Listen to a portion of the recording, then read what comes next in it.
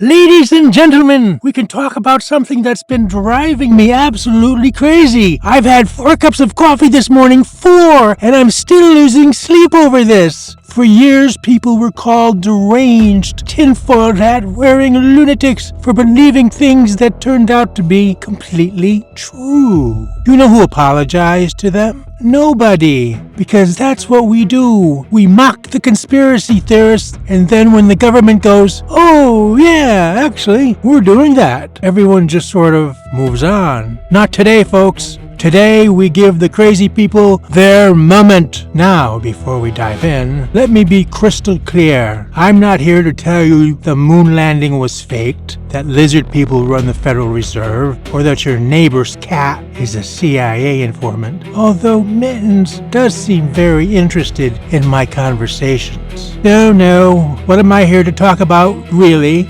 Documented, historically confirmed conspiracies that the government literally admitted to after calling everyone who suspected them paranoid nutjobs. Because here's the thing about the government. They're like that kid in class who says, "I don't copy your homework right up until the teacher walks over and sees the matching answers. You can only hide it for so long." Case number 1, Operation MKUltra. Let's start with the one that would make even the most seasoned conspiracy theorists spit out their coffee, and I am deeply, personally offended that they wasted the coffee. Ladies and gentlemen, Operation MKUltra.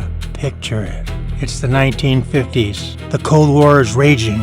The CIA, bless their creative little hearts, decided the best way to fight the Soviets is to conduct secret mind control experiments on American citizens without telling them, using LSD and other delightful chemical cocktails. That's right, the people who were supposed to protect you were secretly dosing mental patients, prisoners, and regular people at hospitals to study how to control the human mind. Surely someone noticed. They did. And those people were called crazy until 1973, when CIA Director Richard Helms ordered all MKUltra documents destroyed. Because nothing says we do nothing wrong quite like shredding the evidence. Lucky for history, some files survived. In 1977, a congressional investigation confirmed the whole operation. The government literally went, "Yep, we did that," and then everyone just went and had breakfast. The lesson: if someone calls you paranoid, check what documents they're trying to shred first.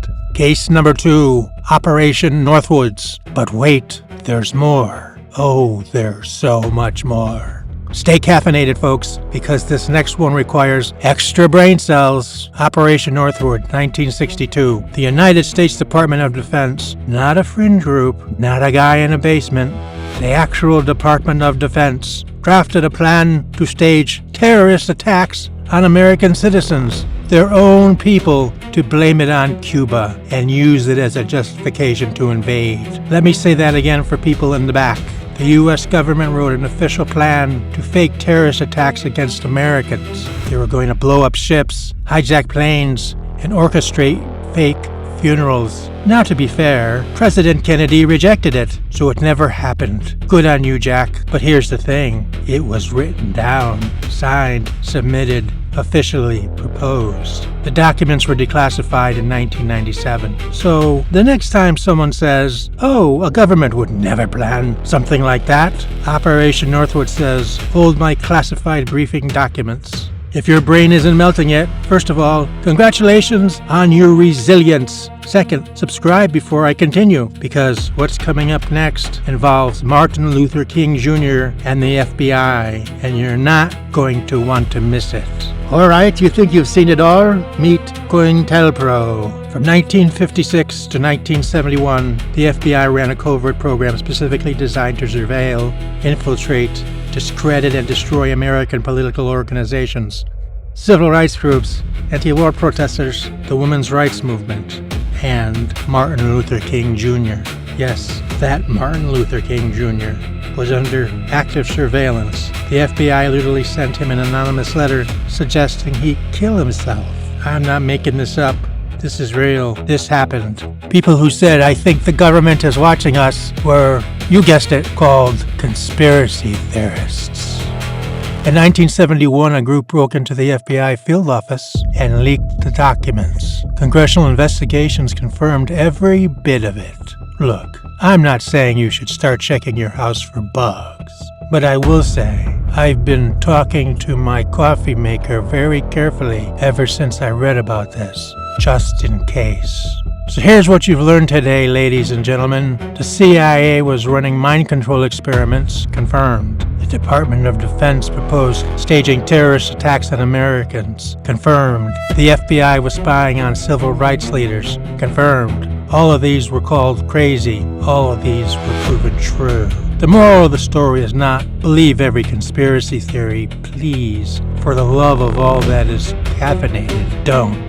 The moral is be skeptical, ask questions, demand documents, and never trust anyone who's shredding papers at 2 o'clock in the morning. If you enjoyed today's trip through government chaos, hit the like button, share this with your most paranoid friend, and subscribe because the professor has a lot more receipts where that came from. Stay caffeinated, stay curious, and stay sane, unlike the CIA circa 1955. That's your history lesson for today, free of charge, unlike the CIA's therapy bill. If your brain is still functioning, barely, hit the subscribe button right now because the professor has a lot more classified material where that came from. Ring the bell too, unless you're afraid of notifications, which honestly, after today's video, fair. And if you want more historical chaos, I've left a video right over there that will absolutely ruin your trust in textbooks. You're welcome.